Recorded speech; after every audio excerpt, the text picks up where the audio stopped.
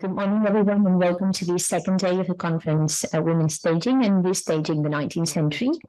We're going to start with panel number 5, 19th Century Actresses and Identity. And our first speaker is Marta Villalba from the University of Balears. Marta Villalba Lázaro is a PhD assistant lecturer at the University of Balearic Islands. She's a PhD in philology from this university with an international mention and a bachelor's in law, a bachelor in English philology, and a master's in modern languages and literatures. She developed her professional career as a lawyer at the legal services firm EY, and she's a member of the research group Lit Anglo at the University of Balears or the Balearic Islands. She's published in specialized magazines and focuses her research on the reception of classics, law and literature, and post-colonial gender and cultural studies. And if I'm not wrong, she's going to speak today about Medea and Ristori. So the floor is yours, Marta. Thank you. To the organizing committee. I'm here to present this paper entitled Dazzling 19th Century Audiences Worldwide, which focuses on the renowned 19th century Italian actress Adelaide Ristori and her theatrical, social, and political legacy. My main objective is to illustrate, through Ristori's example, how female theatrical performances in the 19th century played a pivotal role in reshaping cultural perspectives on gender, class, and politics.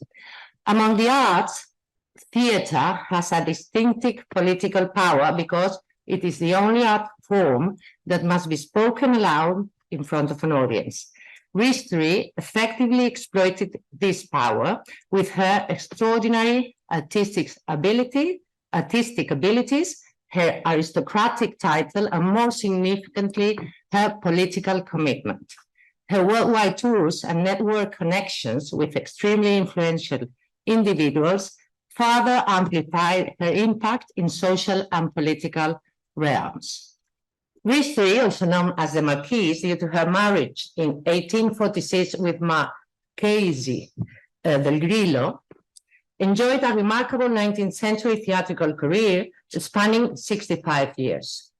Beginning in Italy at an early age, she managed to transcend the limitation of language and national culture and embarked on a world tour with her own company from 1855 to 1876. First, she toured Europe, and subsequently she visited the rest of the continents. She ended her career in 1885 at the age of 63. Famous for her roles as queens, such as Mary Stuart and Queen Elizabeth, Shakespearean characters like Lady Macbeth, and mythological women such as Mira, Phaedra, and Medea, she also directed and co-authored dramas, and thrived in an era where actors became international stars, alongside iconic actresses like, for example, Rachel, Sarah Bernhardt, and Ellen Terry. To this purpose, Ristori carefully managed her public image, contributing to the development of the international stardom system.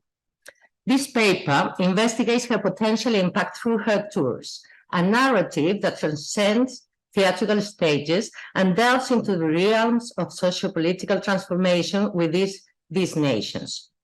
Also, I examined to some extent only her influence on 19th century theater, particularly focusing on her portrayal of Medea. In fact, she left an indelible mark on the global theater scene and is credited with shaping an entire acting school. In my research for this paper, I found numerous sources from her time, including newspapers, autobiographies, biographies, letters, and even fiction inspired by her life. Additionally, I've analyzed contemporary articles and books about her performances and tours. While there are numerous sources available, it's noteworthy that none of them provide a comprehensive examination of her worldwide tours from contemporary social, political, and theatrical perspective, which is my main objective. Let's move on to the fascinating chronicle of Ristori's worldwide tours. Here you're presented with the countries we're going to visit in the company of our actress, from Italy to France, Spain, Brazil, East Mediterranean, Scandinavia, Australia, London, and the USA. Ristori began her career at a very young age and reached the pinnacle of her national success in Italy on the stage with Mira in 1850. At the time, Italy was a fragmented collection of states rather than the unified nation we know today. The movement for Italian unification was on the rise. From a theatrical perspective, Italy had a rich tradition of drama and opera with, for example, Giuseppe Verdi, a regular attendant to Ristori's staging. It was a period of great innovation and creativity. Ristori's performances, particularly in roles embodying strong, independent women, not only established her as a celebrated actress, but also as a symbol of Italian national identity. For example, just recently, Antonella Valeroso claimed that Ristori deserves recognition as nothing less than a mother of the nation. To this end, she studies Ristori's interpretation of the biblical heroine Judith, who was considered at the time to embody the spirit of the resurgent Italian nation. Ristori herself actively contributed by openly expressing her political views and patriotic sentiments in support of Italy. Her performances often faced police intervention due to her propaganda activities. For example, Garibaldi wrote her a memorable letter thanking her for his support to volunteers in the struggle for independence. As documented by scholar Teresa Viziano, Ristori carried an image of Italy around the world that helped determine the destinies of the states in the decisive years for the unification of Italy. After a brief interruption in her career, Adelaide Ristori embarked on to her first journey abroad. Her triumphant return took place in Paris in 1855 during the International Exposition, where she portrayed the character of Francesca di Rimini. This marked the beginning of her successful international career and convinced her to establish her own theatrical company. At that time, France was a society in transition with political stability under Napoleon III and a flourishing theatrical scene that reflected the social and cultural dynamics of the time. In 1868, while portraying Marie Antoinette in Boulogne, Adelaide Ristori faced a political controversy. During the performance, fanatical traditionalists protested, fearing it would justify the French Revolution. Ristori addressed them, urging them to watch without bias. Her persuasive speech received applause, and the crowd calmed down. This incident showcases her skill in managing political controversies. During Queen Isabella II rule, Spain was marked by political turmoil and shifting governments. Adelaide Ristori in 1864 performed in Madrid and Barcelona, a performance that garnered immense praise. Her remarkable acting resonated deeply with Spanish audiences, and theaters like La Zarzuela were consistently packed with enthusiastic spectators. Her acting skills and ability to convey the emotions of her characters were praised by both the press and the public. Spanish Queen Isabel, who had a genuine appreciation for the arts, regularly attended, occupying her royal box. According to the press and scholar Robbins and Ristori's memories as well, Ristori's influence became evident when she was approached by the sister of a soldier named Chapado, who had been sentenced to death for a seemingly minor offense. Initially hesitant, Ristori eventually requested an audience with Queen Elizabeth. She knelt before the Queen in the royal box, and the Queen, moved by the actress' pleas, signed a pardon with the comment that they were witnessing two tragedies that day. one with a happy ending. The news quickly spread, and Ristori's name became intertwined with the Queen's in a resounding ovation from both the audience and the crowd outside. Thus, her visit to Spain not only left a profound impact on the country's theatrical scene, but also showcased her social and political influence. Now, I'd like to take you on her journey to Brazil. Where's Brazil? Here. Sorry. Now, let me transport you back to June 1869, when the vibrant city of Rio de Janeiro played host to our Italian actress. Brazil had a long-standing history of hosting foreign theatre companies under the Braganza House Empire. Ristori's visit to Rio de Janeiro and many other cities was a catalyst for a flourishing cultural exchange, leaving an enduring legacy on the Brazilian theatre landscape. Her performances captivated audiences and critics, including Machado de Assis, a literary giant in Brazil, who highly admired her and was a regular attendant of her acting. He published in Diário de Brasil, quote, "I believe no one calculated to find such a remarkable genius combined with such consummate perfection." The applause was unanimous and prolonged. It was more than approval. It was gratitude. I love this. As a remarkable testament to Ristori's influence, Brazil's Emperor Dom Pedro II presented her with autographed translations of Dante and Schiller, a gift that reflects the profound impact she had in Brazil's society during her visit in 1869. Now, I'd like to take you on her journey to the Eastern Mediterranean in 1864 through Alexandria, Constantinople, and Athens, which left a significant imprint affecting cultural and intellectual conversations. Why? Because Ristori brought to life roles from ancient Greek mythology, igniting the aspirations of blending ancient tragedy with the modern stage, a powerful notion for the times. By then, cosmopolitan audiences from diverse ethnic backgrounds converged to witness her remarkable performances.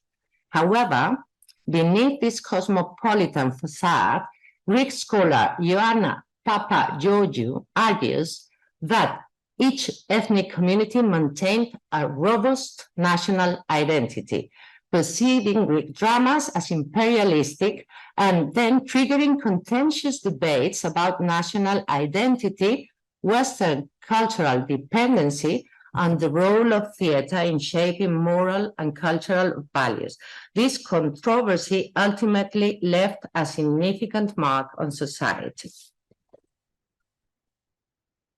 Her tours in Scandinavia received enthusiastic receptions with performances at the Royal Dramatic Theatre in Sweden. Ristori introduced a style emphasizing psychological realism and was renowned for her portrayal of strong and rebellious women. Her influence extended beyond stage, as evidenced by her mention in various Swedish works of fiction and literature in the 1880s. Eva Hegestad argues that Ristori's decision to prioritize her career over family triggered literary discussions about whether she served as a female ideal to follow or a cautionary example to avoid, leading to debates about the roles and aspirations of working women and the delicate balance between love, family, and artistic dreams or professional aspirations.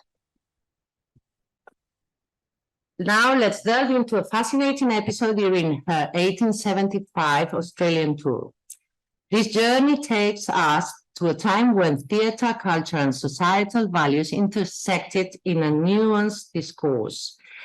She and her Italian dramatic company arrived in Australia, performing at the Royal Victoria Theatre in Sydney, where she played the role of Medea. Her presence in Sydney was a significant occasion. However, Her reception was clouded by controversy, particularly in the press, where a letter signed High Art in the Sydney Morning Herald criticized her poor reception. At the heart of this debate was the high ticket prices, which rendered her performances inaccessible to many due to the costs associated with her extensive company and travel expenses.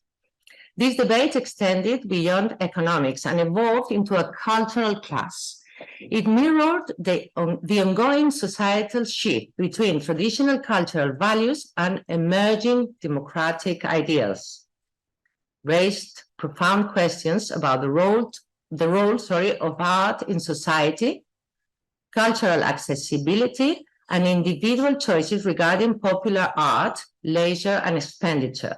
This controversy holds a prominent place in Australia's cultural history, making Ristori's visit more than just a theatrical event. London.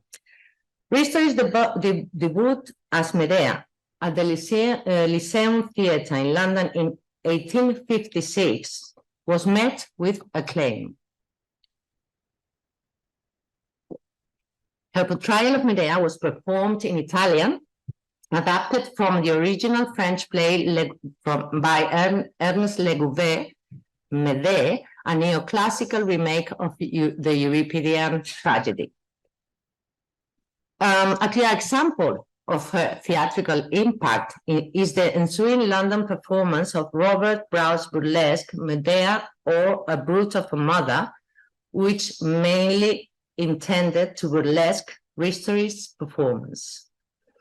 Legouvé's Medea addressed women's legal inequality, contributing to discussions on legal reform at a time when women had very limited civil rights once married.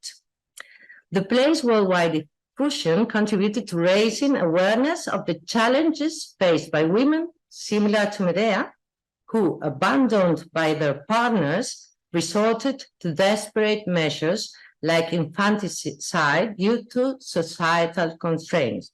It also emphasized Medea's dual oppression as a woman and a barbarian amongst the Greeks, influencing future portrayals, particularly in contemporary feminist and post-colonial plays. Sorry about the time.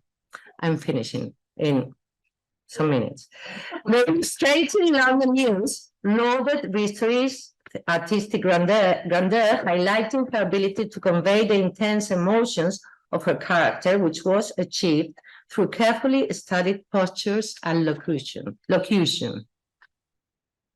This is, for example, illustrated in this monologue where Medea realizes that her children love Creusa and in despair contemplates killing them. But instead of reading it myself, I will ask Mavi, my cousin from Valencia, who by chance is also a celebrated actress. She will read the original Italian monologue that Ristori performed in London. Here you have the English. Thank you, Mavi.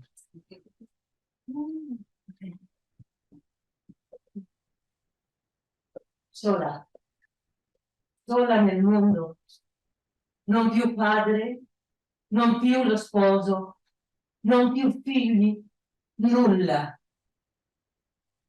Tu piangi tu, e Giasone? Egli trionfa. Felice sposo, principe felice, felice padre d'ogni gloria in cima, dei suoi figli e di lor giovane madre, superbito Giasone. Oh dei d'inferno, aiuto, aiuto, sangue, pianti, grida, ferro.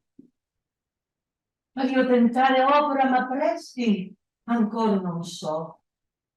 Ma vuoi che sconosciuto misfatto, sopra questa inorridita terra, intorno a me, mi stella ampia gramaglia tempestata di sangue.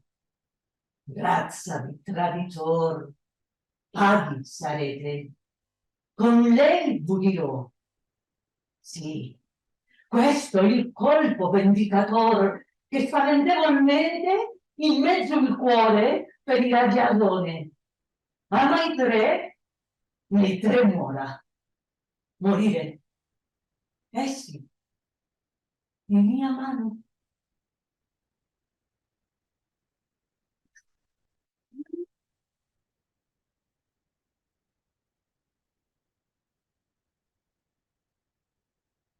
So certainly the audience loyalty to Medea may lie because she killed her children, but this loyalty from the audience may lie in the author's realistic depiction of her suffering. But this was highly complemented by Ristori's on-stage spectacular effects. Queen Victoria, who attended the performance, issued a handwritten note stating that Ristori was a magnificent-looking person. Her voice is most beautiful. Every attitude and action is like that of an antique statue. In fact, her entire performance relied on a series of powerful and imposing images meant to emphasize the plight of the seduced and abandoned woman and the outraged mother. Her performance transcended language, effectively conveying emotions that certainly dazzled and mesmerized the audience. Following her London staging, she embarked on a tour to the USA. And moving on to her American tour, we see that at the time of her arrival, the United States faced mounting political tensions between North and South, finally leading to a civil war. The issues of slavery and the women's rights movements were key social and political concerns. Ristori's American tour reaped significant financial rewards with individual performances generating over $2,000, amassing an astonishing overall profit of $170,000.